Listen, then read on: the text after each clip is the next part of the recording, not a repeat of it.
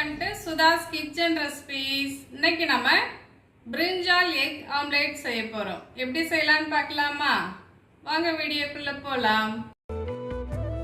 இப்போ நம்ம ஒரு தக்காளி பழத்துல கால் பகுதி மட்டும் எடுத்துருக்கோங்க. சத பகுதி இல்லாம எடுத்துக்கணும்.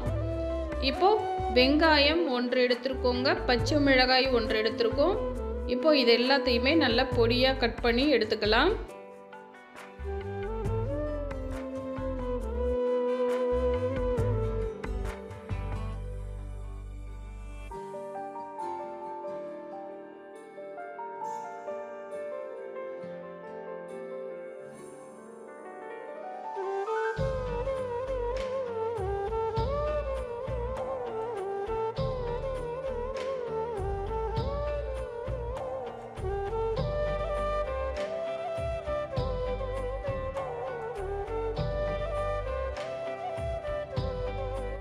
இப்போ நம்ம மல்லித்தழை எடுத்துருக்கோங்க. அதையுமே நம்ம பொடியாக கட் பண்ணி எடுத்துக்கலாம்.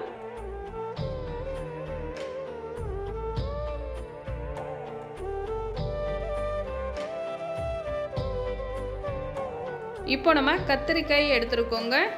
இதையுமே நம்ம நல்லா பொடியாக கட் பண்ணி எடுத்துக்கணும்.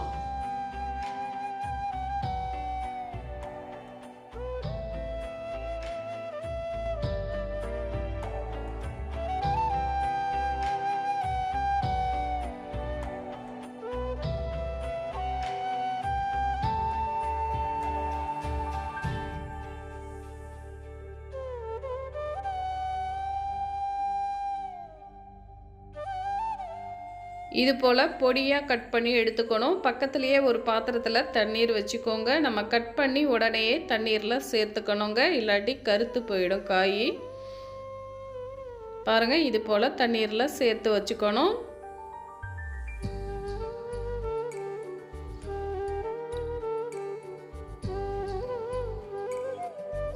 இப்போ நம்ம கத்திரிக்காய் எல்லாமே கட் பண்ணி எடுத்துக்கிட்டோங்க. 3 மட்டும் நான் கட் பண்ணியிருக்கேங்க, 1 சேர்க்கலை. இப்போ நம்ம ஸ்டவ் ஆன் பண்ணி ஒரு தோசை தவா வச்சுருக்கோங்க. அதில் 2 ஸ்பூன் ஆயில் சேர்த்துருக்கேன். இப்போ நம்ம பொடியாக கட் பண்ணி வச்சுருக்கோம் இல்லையா வெங்காயம், அதை இது போல் நம்ம தூவி விட்டுக்கலாங்க. இது கூடவே கொஞ்சமாக மல்லித்தழை தூவி விட்டுக்கலாம். அதுக்கப்புறமா நம்ம கட் பண்ணி தண்ணீரில் சேர்த்துருக்கோம் இல்லையா கத்திரிக்காய், அதை சேர்த்துக்கலாங்க.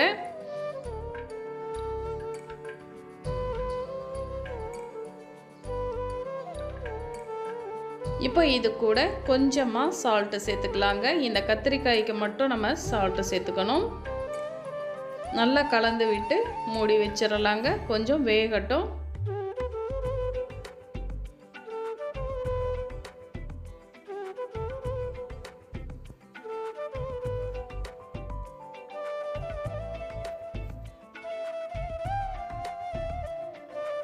லோ ஃப்ளேமில் நல்லா வதங்கி வரட்டுங்க.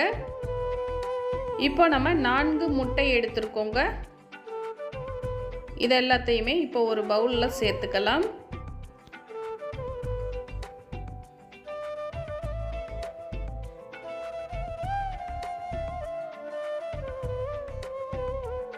இப்போ இது கூட கொஞ்சமாக சால்ட்டு சேர்த்துக்கணுங்க. இது முட்டைக்கு மட்டும் நம்ம சால்ட்டு சேர்த்துக்கணும், கத்திரிக்காயில் சேர்த்துருக்கோம்.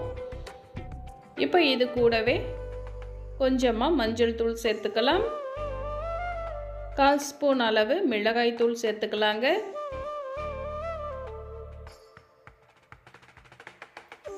கால் ஸ்பூன் அளவு கரம் மசாலா சேர்த்துக்கலாம். கொஞ்சமாக மிளகு தூள் சேர்த்துக்கலாங்க. இப்போ நல்லா அடித்து எடுத்துக்கலாம்.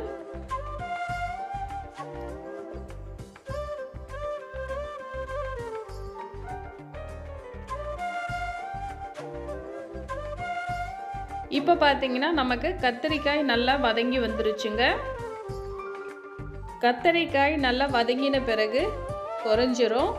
அதனால் சால்ட்டு சேர்க்கிறப்போ பார்த்து கம்மியாகவே சேர்த்துக்கணும். இப்போ கத்திரிக்காய் நல்லா வதங்கி வந்துருச்சு. இப்போ நம்ம அடித்து வச்சுருக்க முட்டையை இது மேலே சேர்த்துக்கணுங்க.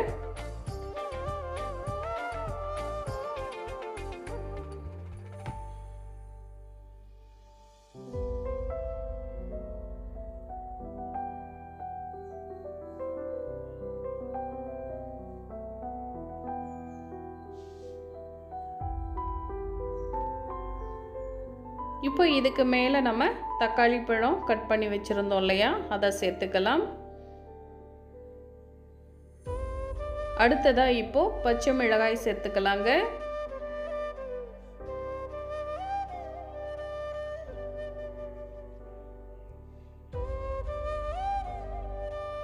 இப்போ மல்லித்தழை சேர்த்துக்கலாம்.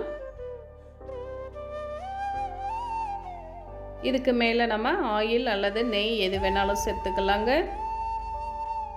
இப்போ லோ ஃப்ளேமில் வேக வச்சு எடுத்துக்கணும். க்ளோஸ் பண்ணி வைப்போங்க. இப்போ பார்த்தீங்கன்னா ஒரு பக்கம் நமக்கு வெந்து இருக்கும், மேலே நமக்கு வேகாமல் இருக்குங்க. திருப்பி போடுறதுக்கு கஷ்டமாக இருக்கும். அதனால் ஒரு பிளேட்டை இது போல் கவுத்து எடுத்து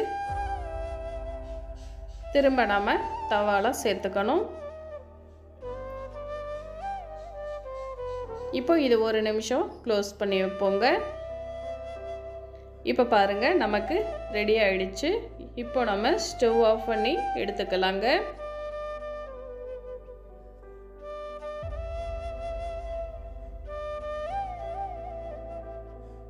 இப்போ பாருங்கள் நமக்கு ரெடி ஆகிடுச்சு.